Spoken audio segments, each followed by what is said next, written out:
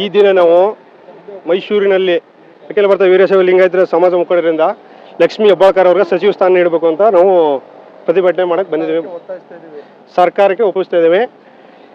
ಈ ಮಾನ್ಯ ಮುಖ್ಯಮಂತ್ರಿಗಳಾದ ಸಿದ್ದರಾಮಯ್ಯ ಮಾಜಿ ಮುಖ್ಯಮಂತ್ರಿಗಳು ಸಿದ್ದರಾಮಯ್ಯನವರು, ಹಾಲಿ ಮುಖ್ಯಮಂತ್ರಿಗಳು ಡಿ ಕೆ ಶಿವಕುಮಾರ್ ಸಚಿವ ಸಂಪುಟಕ್ಕೆ ಸಚಿವ ಸ್ಥಾನ ಸಿಗಬೇಕು ಲಕ್ಷ್ಮೀ ಹೆಬ್ಬಾಳ್ಕರ್ ಅವ್ರಿಗೆ ಅಂದ್ಬಿಟ್ಟು ನಾವು ಇವತ್ತು ಇಲ್ಲಿ ಬಂದಿದ್ದೀವಿ ಹೋರಾಟ ಮಾಡೋಕ್ಕೆ. ಇವತ್ತು ಹೋರಾಟ ಮಾಡಿಯವ್ರಿಗೆ ಸುಮ್ಮನೆ ಎಚ್ಚರಿಕೆ ಕೊಡ್ತಾ ಇದ್ದೀವಿ. ಇನ್ನು ಕೆಲವೇ ದಿನಗಳಲ್ಲಿ ಸಚಿವ ಸ್ಥಾನ ನೀಡಲಿಲ್ಲ ಅಂದ್ರೆ ರಾಜ್ಯದಂತ ಪ್ರತಿಭಟನೆ ಮಾಡ್ತೀವಿ. ಯಾಕೆ ಕೊಡಬೇಕು ಅಂದ್ರೆ ಸಚಿವ ಸ್ಥಾನ ಅವರು 3 ವರ್ಷ ಮಕ್ಕಳ ಕಲ್ಯಾಣ ಸಚಿವರಾಗಿದ್ದಾಗ ಯಾವುದೇ ಕಪ್ಪು ಚಿಕ್ಕಿ ಇಲ್ಲದೆ ಎಲ್ಲ ಸಮಾಜ ವರ್ಗದವರ ಜೊತೆಗೆ ಒಳನಾಟ ಮಾಡ್ಕೊಂಡು ಎಲ್ಲ ಅಧಿಕಾರಿಗಳನ್ನು ವರ್ಗ ಮಾಡ್ಕೊಂಡು ಯಾವುದೇ ಕಪ್ಪು ಚಿಕ್ಕಿ ಇಲ್ಲದೆ 3 ವರ್ಷ ಮಹಿಳೆ ಮತ್ತು ಕಲ್ಯಾಣ ಸಚಿವರಾಗಿ ಯಶಸ್ವಿಯಾಗಿ ನಡೆಸಿದ್ದಾರೆ. ಆದ್ದರಿಂದ ಮುಂದಿನ ದಿನಗಳಲ್ಲಿ ಕಾಂಗ್ರೆಸ್ ಪಕ್ಷಕ್ಕೆ ಇನ್ನೂ ಅವ್ರಿಗೆ ಉನ್ನತ ಮಟ್ಟವಾಗಿ ಮುಂದಿನ 2028 ಚುನಾವಣೆಗೆ ಲಕ್ಷ್ಮೀ ಹೆಬ್ಬಾಳ್ಕರ್ ಅವರಿಂದ ಮಹಿಳೆಯರಿಗೆ ಎಷ್ಟು ಉಪಯೋಗ ಆಯ್ತದ ಅಂದ್ರೆ ಅವರಿಂದ ಇನ್ನೂ ಹೆಚ್ಚು ಇವತ್ತು 141 ಜನ ಇದ್ದಾರೆ. ಇನ್ನೂ ಹೆಚ್ಚು ಕಡಿಮೆ 180 ಜನ ತಲುಪಬೇಕು. 2028ಕ್ಕೆ ಚುನಾವಣೆ 28ಕ್ಕೆ 180 ಜನ ಗೆಲ್ಲಬೇಕು ಅಂತ ಕಾಂಗ್ರೆಸ್ ಪಕ್ಷ ಲಕ್ಷ್ಮೀ ಹೆಬ್ಬಾಳ್ಕರ್ ಅವ್ರಿಗೆ ಸಚಿವ ಸ್ಥಾನ ನೀಡಬೇಕು. ಅದರಿಂದ ಆಗ್ರಹ ಮಾಡ್ತಾ ಇದ್ದೀವಿ ನಾವು.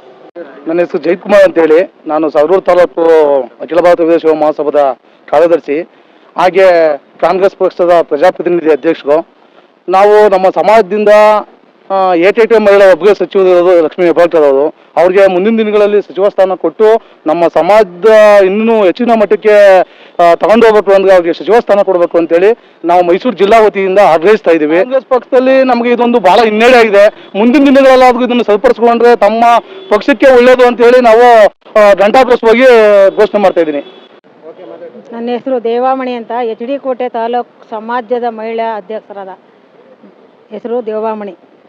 ಮತ್ತು ಇವಾಗ ನಮ್ಗೆ ಲಕ್ಷ್ಮೀ ಹೆಬ್ಬಾಳ್ಕರ್ ಮೇಡಮ್ ಅವ್ರಿಗೆ ನಮ್ಮ ಸಮುದಾಯದಲ್ಲಿ ಎಲ್ಲಿಗಿಂತ ಹೆಚ್ಚಿನ ಸಂಖ್ಯೆ ಇರೋದು ನಮ್ಮ ಸಮುದಾಯ.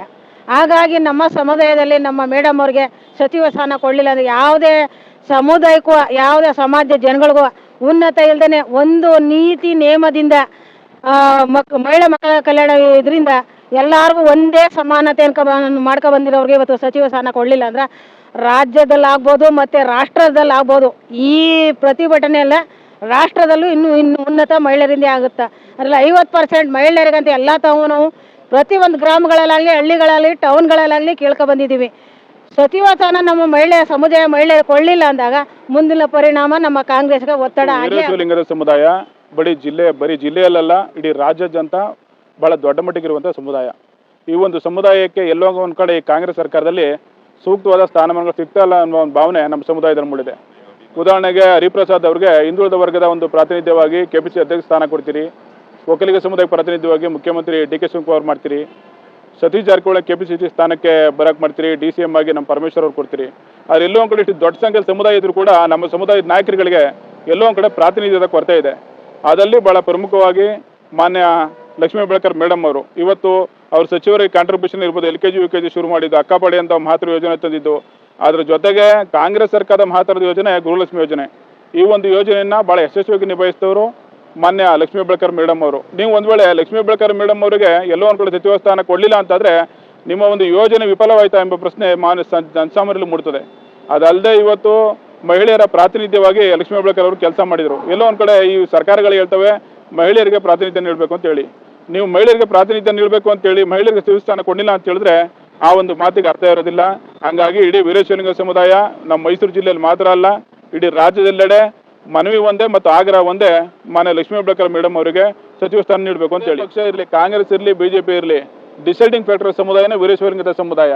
ಒಂದ್ ವೇಳೆ ನೀವು ಮಾನ್ಯ ಲಕ್ಷ್ಮೀ ಹೆಬ್ಬಾಳ್ಕರ್ ಮೇಡಮ್ ಅವರಿಗೆ ಸಚಿವ ಸ್ಥಾನ ಕೊಡಲಿಲ್ಲ ಅಂತ ಹೇಳಿದ್ರೆ ಅದರ ಪರಿಣಾಮವನ್ನ ಮುಂದಿನ 2 ವರ್ಷದಲ್ಲಿ ಕಾಂಗ್ರೆಸ್ ಸರ್ಕಾರ ಅನುಭವಿಸ್ತದೆ. ಅದನ್ನ ಕಾಂಗ್ರೆಸ್ ನಾಯಕರು ಅರ್ಥ ಮಾಡ್ಕೋಬೇಕು. ಪ್ರದೀಪ್ ಅಂತ.